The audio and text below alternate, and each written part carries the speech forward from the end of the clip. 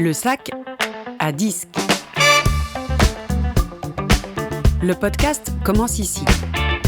Ça m'est souvent arrivé d'être posé dans mon canapé et de voir mon mec préparer son sac pour aller mixer dans des soirées. Je me demande à chaque fois comment est-ce qu'il arrive à sélectionner une 60aine de disques parmi les 2000 qu'il a sous la main. Ça m'a toujours paru fou qu'il puisse se projeter dans un autre moment que lorsqu'il choisit le disque.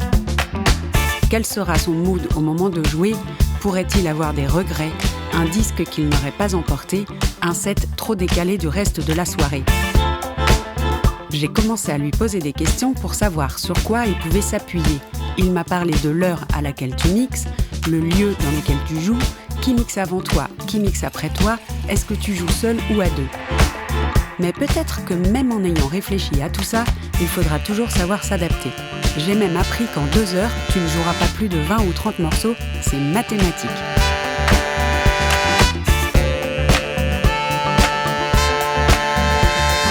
J'ai eu envie d'en savoir plus, suivez-moi.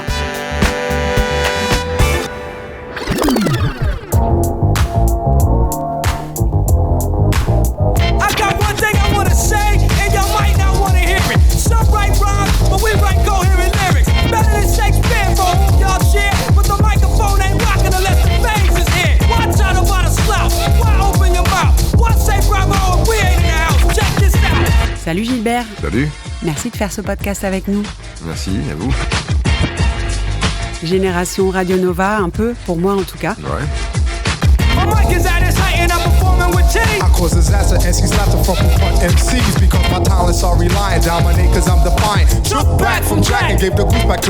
Est-ce que tu mixes pour le plaisir ou est-ce que c'est ton métier ?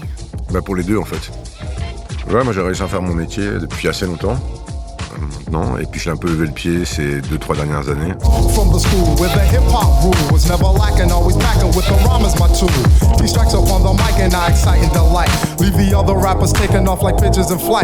À quelle époque t'es devenu DJ ? Enfin oui, j'ai fait une date assez précise, en 89. Et en fait j'habitais Nice et on a organisé des soirées en fait qui s'appelaient Soul Power à Nice. Avec des amis. Chacun se partageait un peu les tâches. Comme moi j'étais bien dans la musique, j'ai été DJ du coup. Et c'est comme ça que ça a commencé. Donc ça c'était vraiment la première étape. Par la suite, je suis parti à Paris et j'ai commencé à travailler au Balajo, qui était un club rue de l'Arbre. Il y avait ce gars qui s'appelait Albert de Paname, qui m'avait vu jouer à Nice. Et comme moi je voulais partir à Paris, je lui ai demandé s'il n'avait pas besoin de quelqu'un pour ses soirées, et il a accepté. Donc je jouais 2 fois par semaine au Balajo. C'était très, balisé comme son. C'était plus soul, latin, musique latine. Enfin, c'est resté d'ailleurs assez éclectique. Et après le truc du Balajo, c'est qu'il fallait tout le temps jouer le même disque. C'était très codifié, avec un public particulier qui attendait certains morceaux. Donc ouais, beaucoup du James Brown. Je suis pas resté très longtemps, mais en même temps, c'est vraiment ça qui m'a permis de venir à Paris, en fait. Donc je serai toujours reconnaissant à Albert de m'avoir quelque part donné ma chance.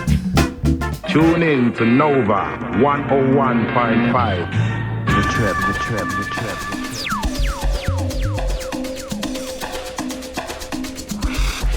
Et au même moment, en fait, j'ai rencontré des gens à Radio Nova. Et à partir de là, voilà, en 90-91, j'ai commencé à travailler à Nova. Au début, un peu, je dirais pas stagiaire, mais bon, je traînais un peu, on va dire.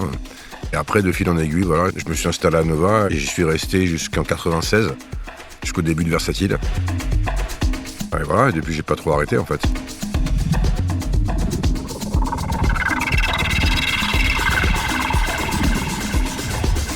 Avec Loïc, DJ Volta et tout ça ? C'est vraiment Loïc que je considère un peu comme mon mentor. Parce que moi j'arrivais de Nice, j'avais pas une culture musicale délirante. Et c'est vraiment lui qui m'a introduit à Nova. C'est lui qui tombait en fait sur ma caisse de disques un soir avant que j'aille au Balajo. Et ça lui a plu, donc il m'a dit écoute, ouais, reviens. Et voilà, et de fil en aiguille, je suis resté à Nova.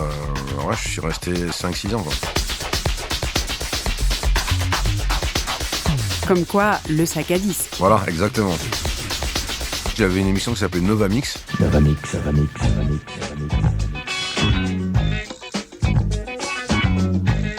On the funky tip, on commence ce Nova Mix avec The Human Body, un album sur le label allemand Society.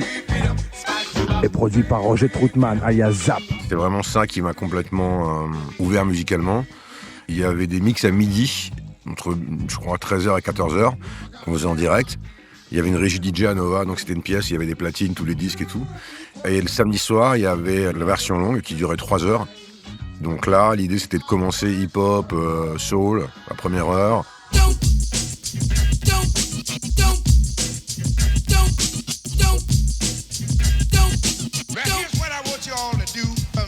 Après, c'était plus house, et après, c'était plus jungle, la dernière heure. Donc j'ai fait ça pas mal de temps. Et j'ai rencontré pas mal de gens dans les soirées qui s'en souviennent.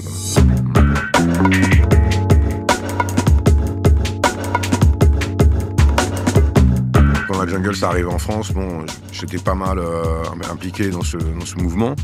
Et puis à un moment donné, voilà, vers la fin, la jungle a évolué d'une telle manière que je me reconnaissais plus trop à l'intérieur.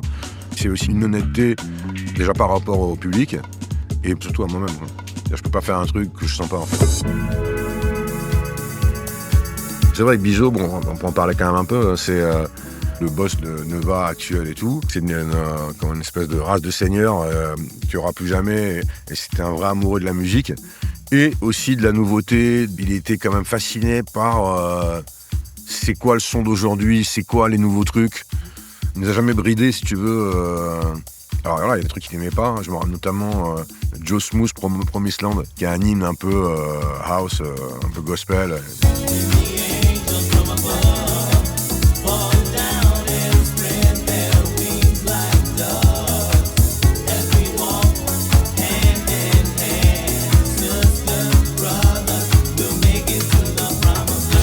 Mais en tout cas, il laissait toujours la place à l'antenne, à tout ça, toute cette culture DJ.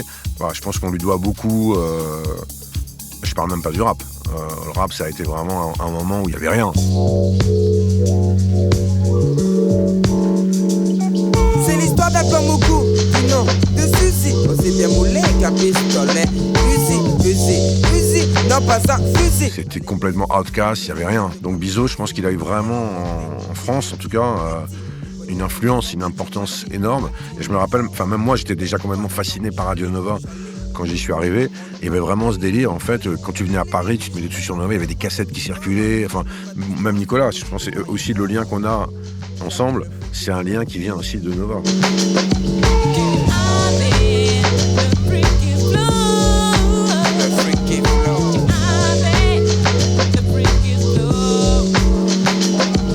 T'as combien de disques dans ta collection et comment tu t'y retrouves ?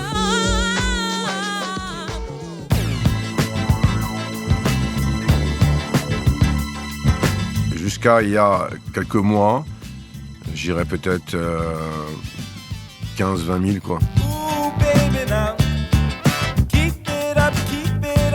Donc dans mon studio au Père-Lachaise, il y a tout un mur de disques qui était là depuis quasiment 30 ans. Ce mur, je l'ai jamais vraiment pas trop exploré et j'ai décidé de m'y remettre un peu, de dire qu'est-ce qu'il y a dans ces disques en fait. J'ai gardé que 20% de ce mur de disques. Lui, iCube, il a un nom marrant, il appelle ça la discothérapie. Et c'est pas mal, parce que c'est vrai que c'est un peu ça, parce qu'en fait, selon les parties du mur, donc c'est un peu des parties de sa vie aussi qu'on visite, on va tomber sur un truc, je sais pas, d'acid jazz, ça correspond vraiment à une période de ma vie, de ce que j'écoutais, etc. Il y a évidemment le rap au début, donc du coup, voilà, et quand j'ai commencé, il n'y avait pas de digital, il fallait les disques pour pouvoir jouer. Avec ça maintenant, je suis plus dans une espèce d'épure, mais du coup j'ai pas besoin d'avoir tous ces disques parce que je peux les écouter autrement, soit en digital, et puis il y a plein de trucs aussi que je réécouterai plus du tout. Mon parcours de DJ, c'est comme un genre de chemin en fait, dans lequel j'avance. Une fois qu'on a exploré, c'est assez rare de revenir. Ouais, t'es pas accroché à une période. Non, je suis pas du tout nostalgique, passéiste et tout. Musicalement, en tant que DJ, j'ai pas mal évolué, j'ai pas mal changé de style tout au long de. J'aime pas ce mot de carrière, mais tout au long de ce travail, tout au long de ce parcours. Mais moi, je vois vraiment ce truc-là comme une évolution constante. Et jusqu'à aujourd'hui, je suis toujours dans ce truc de curiosité et d'essayer d'être plus près de ce que j'aime, de mon goût. Et mon goût, en fait, il évolue un peu tout le temps. Oh, baby, Maintenant, j'ai envie de garder vraiment les choses qui ont une signification pour moi dans chaque style.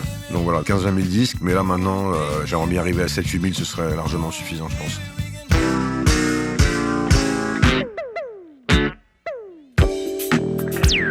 C'est quoi le point de départ? Qu'est-ce qui t'a donné envie de passer des disques? Avant même de mettre des disques, j'étais un peu dans la danse en fait, j'étais un peu dans le breakdance, dans le smurf. Au début, j'avais un partenaire avec qui je faisais un duo donc, de danse. Et on allait dans les soirées, donc voilà, j'avais des gants blancs, j'étais vraiment à fond là-dedans. Donc je pense que c'est ça qui m'a un peu mis dedans. Alors voilà, moi je me rappelle d'un disque de Sugar Hill Gang, mais c'est pas un rapport direct, ça s'appelle Jam Jam.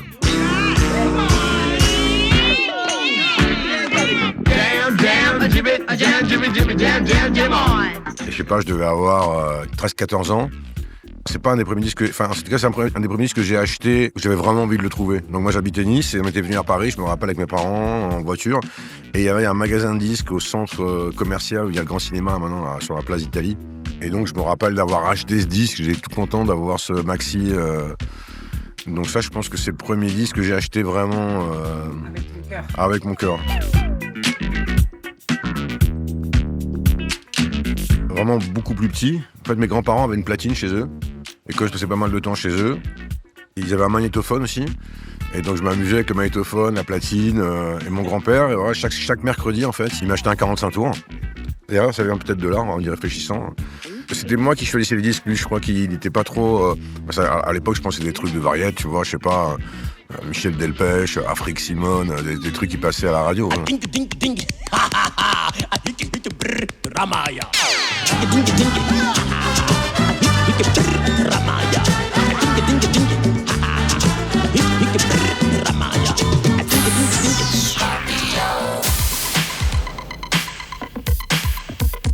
Ouais, ton premier choix, c'est plutôt Sugar Hill Gang. Oui, c'est bon, mon premier choix. Enfin, tout ce label, Sugar Hill, Grandmaster Flash, c'est en fait vraiment les débuts du rap en fait. Moi, je suis vraiment entré dans la musique par ce biais, quoi.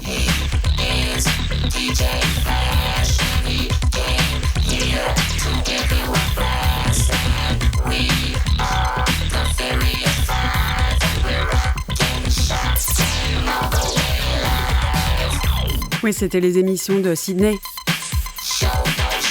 Mais t'es passé dans une de ces émissions? Non, je suis pas passé dans cette émission, évidemment, je l'ai regardé et tout, mais ouais, j'ai vraiment ce souvenir d'aller dans les soirées, je sais pas, je devais avoir 15 ans, quoi, 14-15 ans. Et après, t'es plutôt allé vers le son?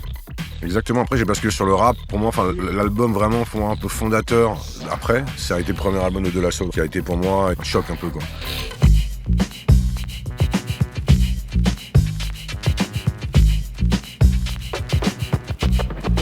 J'avais jamais rien entendu de tel. Et puis c'était les premiers disques faits avec des samples. Donc du coup ça m'a ouvert aussi tout un univers derrière musical de rechercher d'où venaient les samples en fait. Donc du coup à travers le rap, je suis arrivé au funk, à la soul.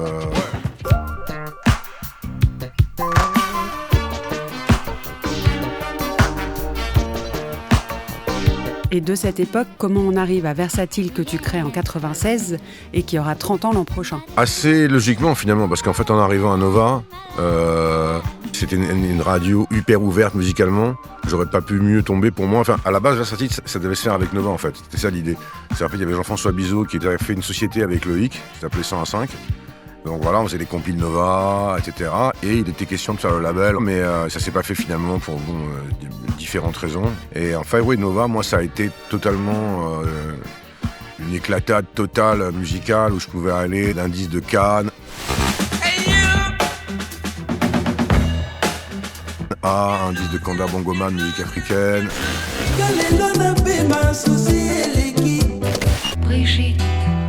À Brigitte Fontaine, à la New Wave.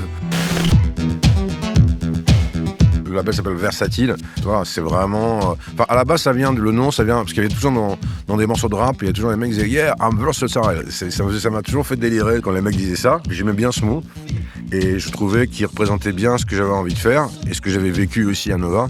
Donc quelque part, en fait, ouais, le label, c'est un peu l'aboutissement de tout ce que j'ai vécu à Nova pendant ces 5 ans ou 6 ans où j'y suis resté en fait.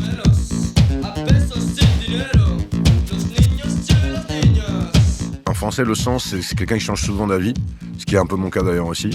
Mais en anglais, c'est plus quelqu'un qui est ouvert à plusieurs facettes en fait. Donc moi, c'est plus le sens anglais. Donc quand j'ai commencé le label, c'était vraiment ça l'idée. L'idée, c'était pas de faire un label de French House, même si les 2 premiers maxi, ça a été tout de suite des énormes tubes.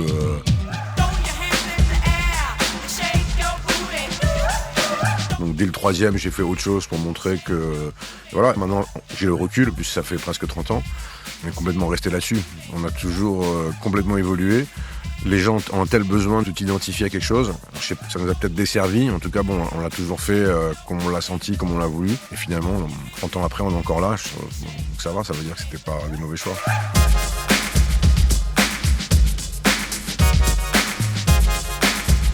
Non, prochain, les 30 ans, ouais. Vous prévoyez quelque chose ? On prévoit pas mal de petites choses en fait. On était parti au début pour faire un truc un peu gros dans un endroit. Et là en fait, ce qu'on va probablement diluer les choses sur l'année.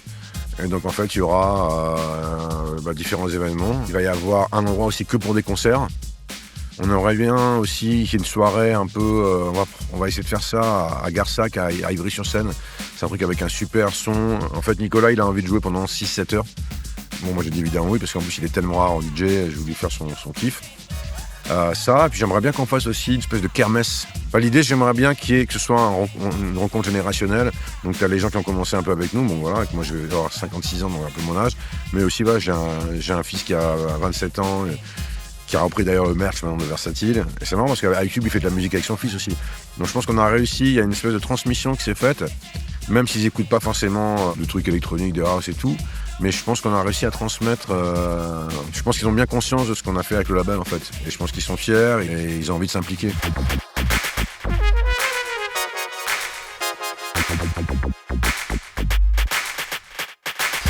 Quand je classais mes disques, là...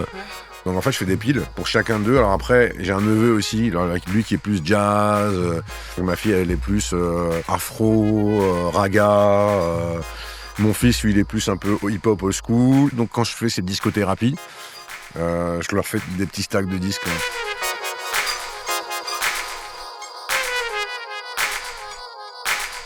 Ok, j'ai compris, la pause est finie, j'y retourne. Merci Germaine. Je m'appelle pas Germaine. Merci Janine. Ni Janine.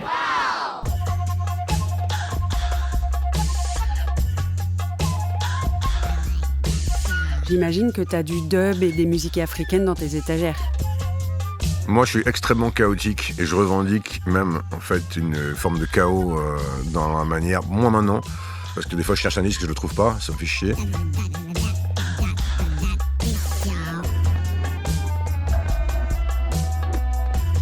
Mais ce que j'aime bien, en fait, dans le chaos, c'est qu'il y a une forme de hasard, en fait. Et donc, quand je vais préparer les sets... Alors évidemment, il y a toujours un endroit où c'est un peu les disques du moment, les disques que j'aime bien avoir à côté. Mais sinon, parfois, ce qui est cool, quand c'est pas rangé, c'est qu'on peut retomber complètement par hasard sur quelque chose auquel on n'avait pas pensé, qu'on avait complètement oublié. Et j'aime bien cette idée de chaos, en fait. Je vais allumer les lampes sacrées. Êtes-vous prêts ? Oui. Oui. Bien. Donc Versatile, c'est 96, c'est là que tu rencontres iCube. Par conséquent, maintenant, je vous demande de vous allonger confortablement, de fermer les yeux. En fait, iCube, il avait envoyé une cassette à Nova, quand j'y travaillais, parce qu'il m'écoutait sur Nova, etc. Et je me rappelle très bien, d'ailleurs, je dois avoir encore quelque part cette cassette. Vous éloignez, sans vous impliquer, en restant tout avec une espèce de photocopie d'un immeuble HLM, donc une espèce de tour, avec entouré, je sais pas, le 15e étage, avec marqué une flèche, j'habite ici. Donc c'était ça, son introduction. Et quand j'ai écouté la cassette, pour moi, ça a été vraiment... Je me suis dit, voilà, c'est exactement... Donc, il y a presque un truc un peu mystique dans cette rencontre, qui dure encore d'ailleurs jusqu'à aujourd'hui. Lui-même, déjà, il était dans cette démarche-là, très éclectique. Donc il y avait...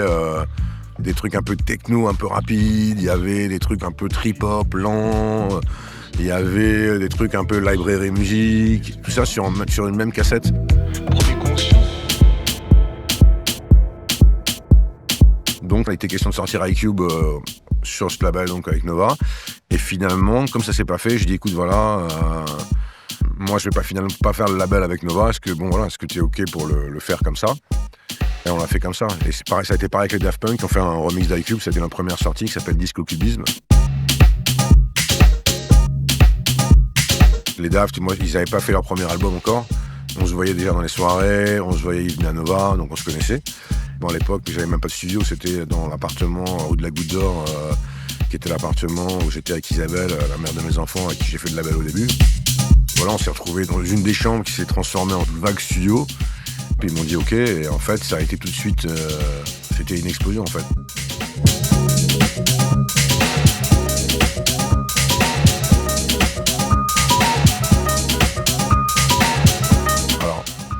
Guillaume Latortue qui a fait notre première distrib, c'est important pour moi de le préciser. Voilà, nous on n'avait évidemment aucune expérience de label, je crois que même on était en association à ce moment-là. Et Guillaume, il avait un magasin qui s'appelait Salinas. Et Guillaume, c'était déjà un DJ assez spécial, toujours été quand même assez fan de ce qu'il faisait, c'était un truc très particulier. Je pense d'ailleurs c'est un des premiers mecs qui jouait disque en 33 par exemple. Ça a vraiment été un précurseur et qui n'a pas été reconnu. Voilà, donc lui au début, je sais pas, on a dû presser, à l'époque on pressait quand même un minimum. Aujourd'hui, tu vends 300 disques, c'est extraordinaire. À l'époque, je sais pas, on a dû presser 700 disques. Il y avait un sticker dessus. Et au début, on voulait pas payer pour faire poser le sticker. On a dit, c'est pas grave, on va le faire nous. Et en fait, on s'est retrouvé avec des centaines de stickers à mettre. Et j'ai vraiment ce souvenir du salon. Tu sais, le bleu papier qu'il y a sur les stickers, il prend vachement de place. J'ai le souvenir d'une montagne de stickers. On avait des petits voisins. Des gamins quoi, d'origine africaine qui étaient super cool, avec qui on était assez proches et qui nous avaient aidés. C'était une petite industrie à la main. J'ai bossé avec mon frère plus tard aussi. Je pense que les gens qui sont venus bosser avec nous, ils ont dû pas mal halluciner du rapport qu'on avait, qui était un rapport familial, il n'y avait pas trop de filtres, quoi.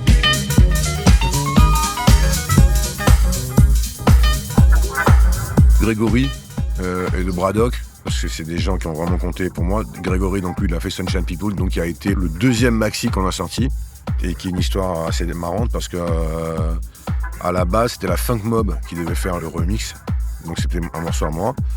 Et en fait, il me faisait traîner, et Greg, il commençait à faire de la musique. À ce moment-là, c'était vraiment les débuts, quoi. Je dis, écoute, ils me font galérer, tu veux pas faire toi le remix? Il me dit, écoute, je viens chez toi, je regarde les disques, je trouve un truc, voilà. Et en fait, il a donc chopé ce disque de Brass Construction, Happy People.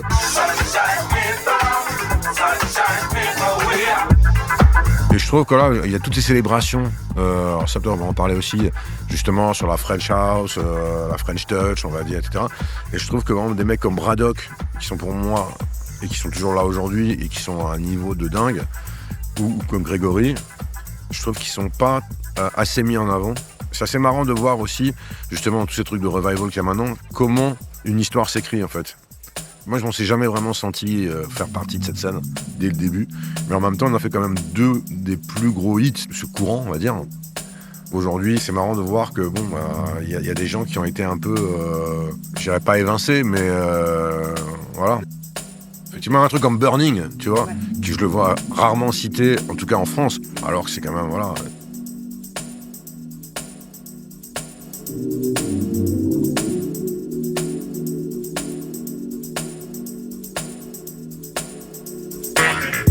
Il a fait une série de maxi qui s'appelle Dactylonomie, je crois.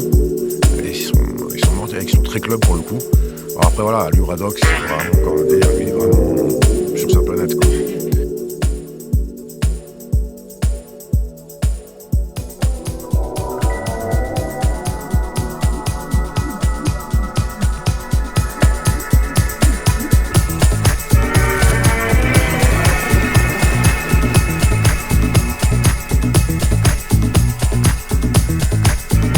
Et depuis, tu te focuses sur ton label et en même temps tu joues, t'as plein de dates, tu fais les deux, producteur et DJ.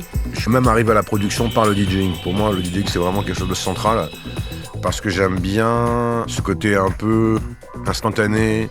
Moi, je me définis un peu comme un moteur à explosion. Bon, je suis pas méga collectionneur, par exemple. Avec justement un sac de disques, qu'est-ce que je vais pouvoir en faire à un moment précis, à un moment donné, avec les gens qui sont en face de moi. C'est plus ça qui m'intéresse, c'est arriver à essayer de faire émerger une énergie qui va être une énergie d'échange entre les gens et moi. Puis il y a l'aspect technique aussi pour moi qui est super important dans le DJing. C'est ça aussi qui m'a éclaté. C'est-à-dire ce truc de pouvoir mélanger 2 choses ensemble et du coup ça devient autre chose en fait.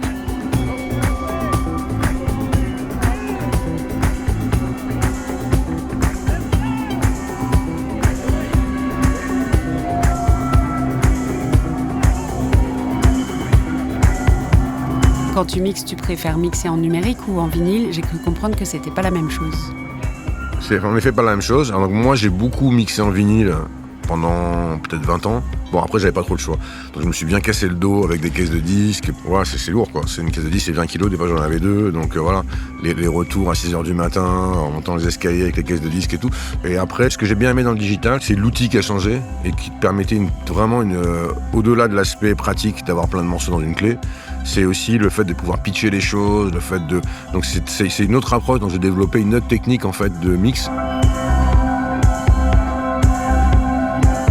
Et là maintenant, en fait, c'est un panache. Donc j'aime bien avoir cette limitation du sac de disques, et puis j'aime bien avoir l'objet aussi, j'aime bien avoir la pochette, j'aime bien avoir le son évidemment.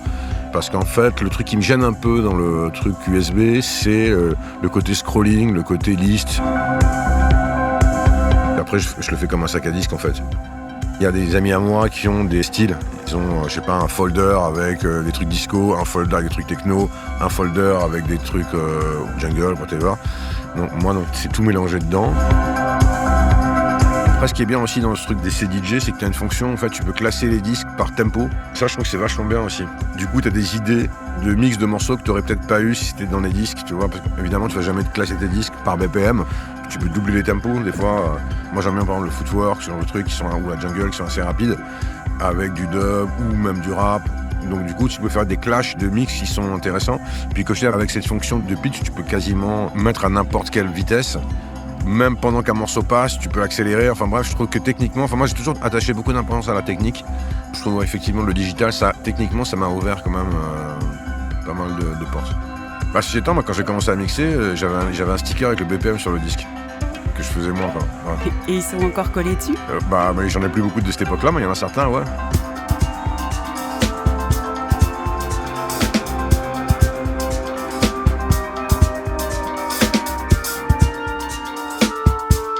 J'imagine que c'est pas la même chose de préparer son sac pour une fête entre amis ou pour un gros club. Non. C'est vrai, d'ailleurs, le week-end dernier, c'était l'anniversaire d'un pote qui fêtait ses 50 ans. Et j'ai bizarrement pas pensé à l'aspect de trucs connus, voilà, parce que effectivement, quand des trucs comme ça, t'as ses parents. Donc j'ai pas du tout calculé, et en fait ça a posé aucun problème. Par contre, ça prend toujours beaucoup de temps en fait. Alors c'est ça ce qui est un peu chiant aussi avec la clé. Finalement, ça te demande plus de boulot, de préparation, etc. qu'en vinyle, c'est peut-être plus spontané. En fait, souvent je remarque que à l'arrivée, c'est jamais comme t'imaginais. Enfin, souvent je me retrouve à aller dans d'autres folders, par exemple pendant la soirée, que celui que j'avais préparé, quoi. Après ces derniers temps, j'ai aussi fait un truc que je faisais pas avant, où je prépare un peu des séquences de mix, où j'ai vraiment envie d'essayer en vrai un truc que j'ai dans la tête, quoi, que je faisais pas du tout avant, que je trouve en préparant les disques, j'ai envie de les essayer en vrai.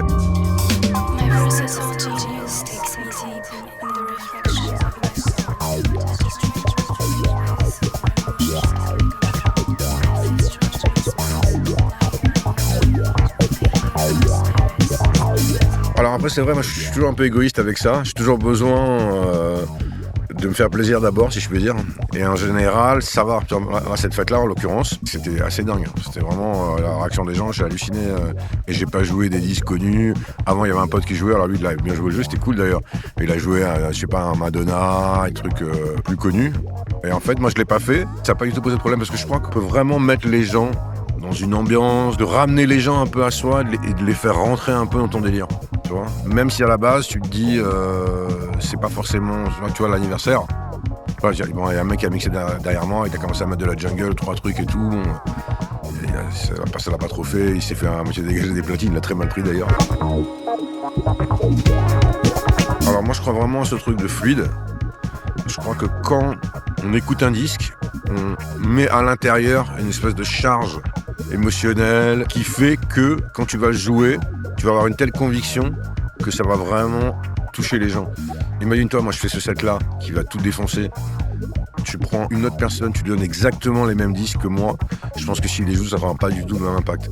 Donc j'en ai déduit, si tu veux, qu'effectivement, il y a une charge qui se projette, quoi.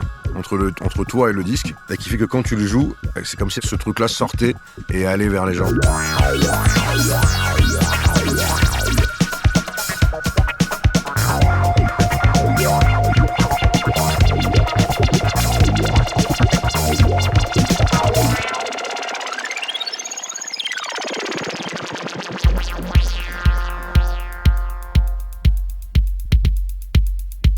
Je comprends bien pourquoi tu es ami avec iCube, parce que c'est assez mental, mais pas mental perché, tu vois.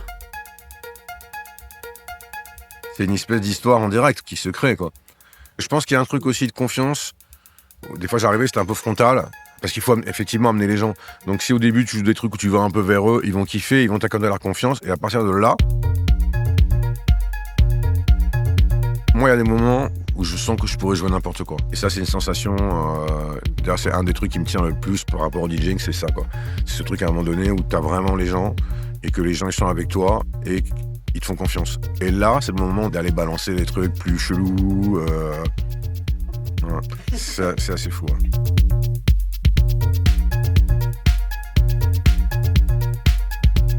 C'est marrant parce que iCube me disait tu peux faire un set de ouf, admettons que quelqu'un l'ait enregistré, et quand tu le réécoutes, tu ressens pas la magie du moment où il y avait les gens avec toi. Et puis en général, c'est pour ça que moi je veux pas qu'on enregistre mes sets, par exemple. Parce que je trouve que ça a aucun intérêt et que effectivement en ce moment j'ai envie qu'il reste là. Et après voilà, si on veut que ça soit enregistré, je fais un podcast par exemple, ou voilà, là c'est peut-être plus réfléchi. Mais et en plus d'ailleurs c'est ça aussi, effectivement, si t'es plus dans le moment, si tu l'écoutes après, bon après c'est pas tout le temps vrai. Une de mes références ultimes c'est Renardi, le mec de Music Box de Chicago. Bon ouais, j'écoute des mix de Renardi, je suis dedans, y a pas de problème. Tu vois, je me dis pas ah ouais, au contraire. Bon après ça, là c'est tellement mythique que bon, toi aussi je pense qu'il y a une part de fantasme quand t'écoutes le truc. Mais sinon en règle générale, ouais, je veux pas qu'on enregistre mes sets par exemple. C'est comme s'il manquait une dimension en fait, qui est la dimension des gens. Bah ouais, qui fait tout. Et est-ce que tu as une méthode pour préparer ton sac ? J'essaie de prendre les meilleurs disques possibles, tout simplement, quoi. Après voilà, il y a vraiment des trucs des fois que j'ai envie de jouer. Alors c'est ça qui est bien avec les vinyles. C'est ce côté physique où des fois tu vas dans une étagère, tu dis tiens, je vais aller là, ça fait longtemps que j'y ai pas été, qu'est-ce qu'il y a là-dedans ? Et donc du coup, tu sors toujours une vingtaine de disques. Après, j'ai pas vraiment de méthode en fait. C'est plus vraiment de me dire voilà, c'est très un peu égoïste en fait. C'est quel disque j'ai vraiment envie de jouer, quelle énergie j'ai envie d'apporter à la fête, quoi. Avec les années, je me suis mentalifié, on peut dire. Quand j'ai commencé à DJ, c'était vraiment sur l'énergie. Je voulais que les gens gueulent, j'étais vraiment un truc un peu comme ça, et je l'ai beaucoup fait.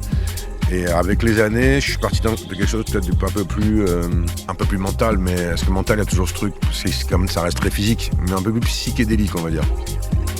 Enfin, il y a une copine à moi qui a décrit, et ça m'a fait vachement plaisir qu'elle ait dit ça, parce qu'en fait, elle m'a écouté jouer, en fait, elle m'a dit, toi, quand tu joues, on dirait un rêve. Et c'est bien, parce que, enfin, moi, c'était pas conscient, mais c'est exactement ça que je voudrais faire. Qu'il y a un truc un peu onirique, un peu, tu sais pas si c'est vrai ou si c'est pas vrai, un peu irréel, quoi. Qu'y a-t-il dans les rêves de Gilbert ?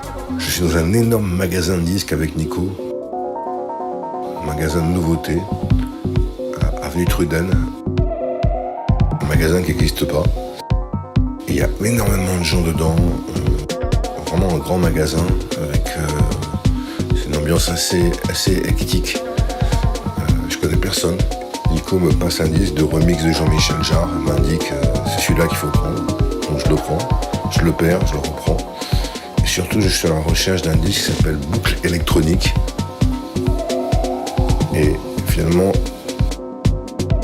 en premier temps, j'en trouve un avec une adresse que je n'arrive pas à trouver. Et sur l'adresse, c'est indiqué le disque se trouve à la toute fin du bac, derrière Thriller de Michael Jackson. Et finalement, j'arrive pas à trouver le nom du magasin, donc j'y vais pas. Et finalement, dans la boutique, je demande au vendeur, et il y en a un, et je le prends.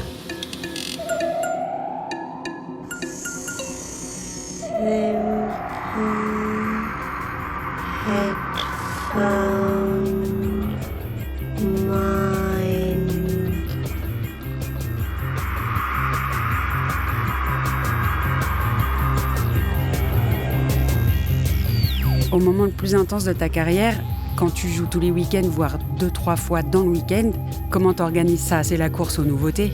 Alors ça me manque aussi, c'est-à-dire qu'il y avait ce truc du magasin de disques, qu'il n'y a plus maintenant, enfin il y a beaucoup moins maintenant. Moi je le vois même au niveau des vendus labels et tout, tous les trucs clubs, aujourd'hui tout le monde joue en digital. Un magasin de disques c'était un peu un social club quoi. Donc t'arrivais dans le magasin, donc t'avais tous les DJ qui étaient là, qui attendaient comme des oufs que le disque arrive. Et en même temps c'était une manière de se rencontrer aussi, d'échanger, et donc d'avoir les disques surtout. Il y avait, je sais pas, le mardi, t'avais les imports anglais, et après le vendredi, t'avais les imports ricains qui arrivaient. Donc moi à l'époque, c'était quand même beaucoup à Bastille, les magasins de disques. Donc principalement, moi j'ai commencé, c'était BPM Rough Trade, voilà, j'allais à Rough Trade pour la jungle, les trucs anglais, etc. Et BPM, c'était plus les trucs Détroit, New York, donc house, techno.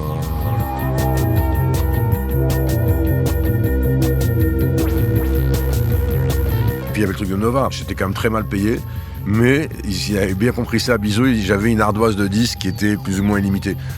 Donc il y avait vraiment ce truc, quand j'y pense aujourd'hui, c'est quand même fou, quoi. On allait acheter des disques à 11h du matin, à 2h, ils étaient à l'antenne, tu vois. Donc il y avait une espèce d'instantanéité. Et puis il y avait ce truc aussi, qu'il n'y a plus dans le digital aujourd'hui, bon, peut-être c'est d'ailleurs une bonne chose. Parce qu'avant, bon, soit si tu n'avais pas les thunes ou tu n'étais pas au magasin, tu n'avais pas les disques. Donc, pour écouter les disques, il fallait vraiment se déplacer ou nous écouter à la radio pour savoir un peu ce qui se passait. Tu vois, tandis qu'aujourd'hui, avec le digital, c'est accessible à tout le monde.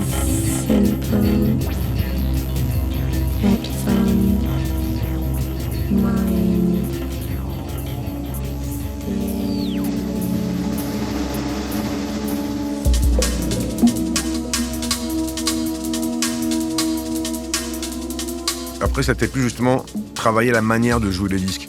Plutôt avant, voilà, t'avais la bombe, c'était la bombe, allez, voilà. Les autres, ils se disent « Oh, il l'a eu !» Ouais, c'est ça, mais moi j'ai des histoires, bon, je dirais pas de nom, mais pendant qu'il achetait plusieurs fois le même disque pour pas que l'autre l'ait, quoi. C'était vraiment ce niveau-là.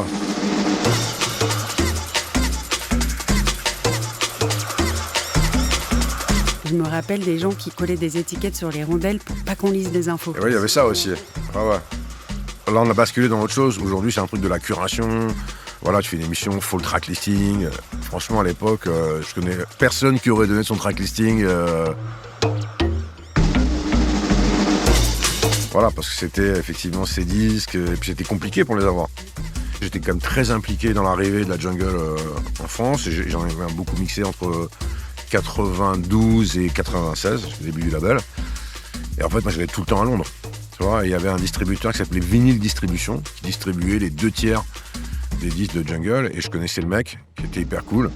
Et donc j'allais là-bas, c'était à Reading, un peu en dehors de Londres, et je revenais chaque mois avec 50 disques, 50 promos. Et moi j'ai quand même joué en Angleterre aussi, j'ai joué à Logical Progression et sur soirée de Bookem. Ouais, j'étais vraiment à fond là-dedans. Et moi ce que j'aimais bien dans la jungle, en fait, c'est ce côté des sons de rave, des sons de house, des sons de raga, des sons de rap, dans une seule musique hyper énergique. Et vers la fin, c'est devenu un peu répétitif. Et ben donc du coup, je suis sorti un peu du truc.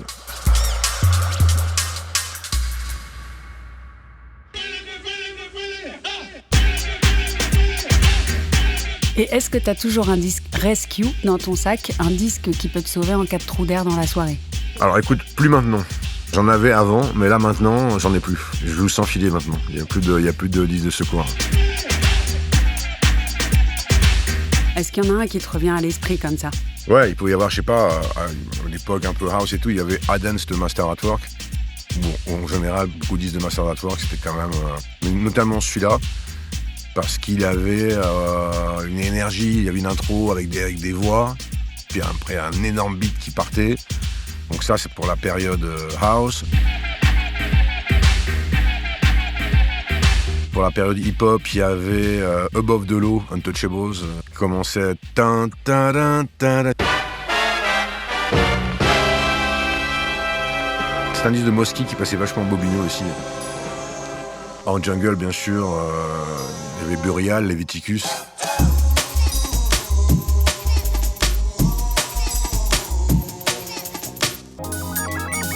En techno, t'avais Galaxy to Galaxy dans la grande résistance.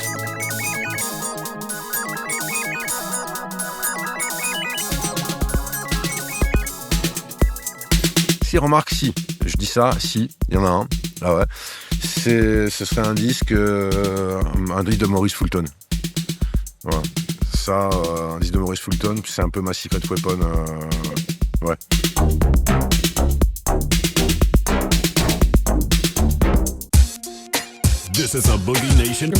Il y a toujours un ou une relou dans une fête. Quel est le pire morceau ou le pire style qu'on t'a demandé pendant ton set? Oui, bah alors moi, tu vois, oui, après c'est pas horrible, hein, mais oui, je suis un Beyoncé, ou je sais pas, un Shaggy peut-être.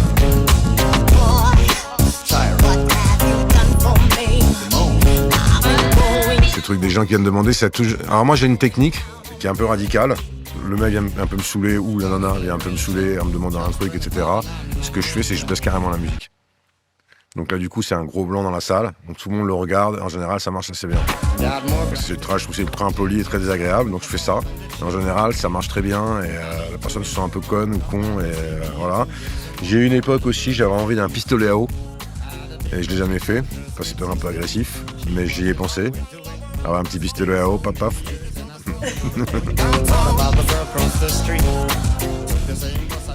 Et est-ce qu'un même sac pour 2 fêtes, ça peut marcher? Non, je l'ai pas fait très souvent, mais parfois quand tu pars pour un week-end pour jouer, bah t'as le même sac. Il y a quand même beaucoup de disques dans un sac.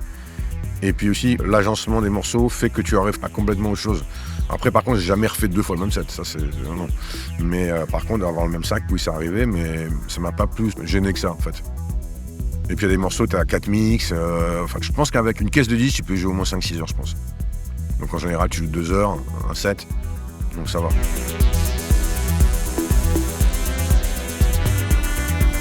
Et est-ce que ça t'est déjà arrivé de perdre ton sac et de jouer avec les disques de quelqu'un d'autre? Alors, non, mais je l'ai fait il y a pas longtemps. J'avais pris des champignons et j'étais dans une fête, j'avais envie de jouer, et c'était une catastrophe. C'était vraiment une catastrophe. Alors, pour la raison que je te disais tout à l'heure, c'est-à-dire qu'en fait, si t'as pas ce fluide que t'as mis dans les disques, en fait, les gens vont sentir tout de suite. C'est assez rare, en plus, les mecs qui ont vraiment les mêmes trucs que toi. Alors bien sûr, tu vas en avoir quelques-uns, mais en général, c'est souvent un truc qui me stresse. Je peux pas jouer avec les disques de quelqu'un d'autre.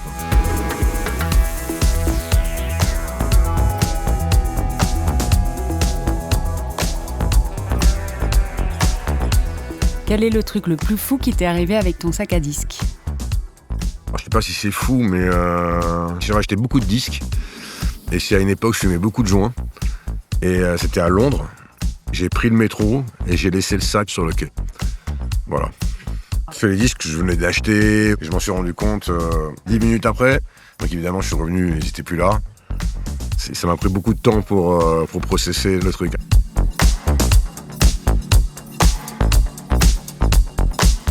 Et enfin, est-ce que tu prévois toujours un morceau pour clôturer ton set? En fait, j'en ai plusieurs.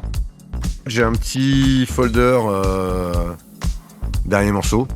Donc il y en a toujours 3-4 qui sont là. Après, ça dépend. Si je finis complètement la soirée aussi, s'il n'y a personne après moi.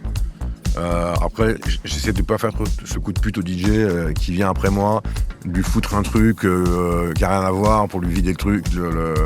Mais par contre, ouais, j'essaie de faire que le dernier morceau, effectivement, il y a un truc un peu spécial, un peu émotionnel. Donc ouais, j'en ai toujours 3-4, mais ça change évidemment toujours. Ce serait peut-être un morceau d'iCube inédit. J'ai la chance d'avoir pas mal d'inédits de la d'iCube. Et donc là, il y a toujours des trucs. Il est fertile. Très fertile. Merci Gilbert. Merci à toi.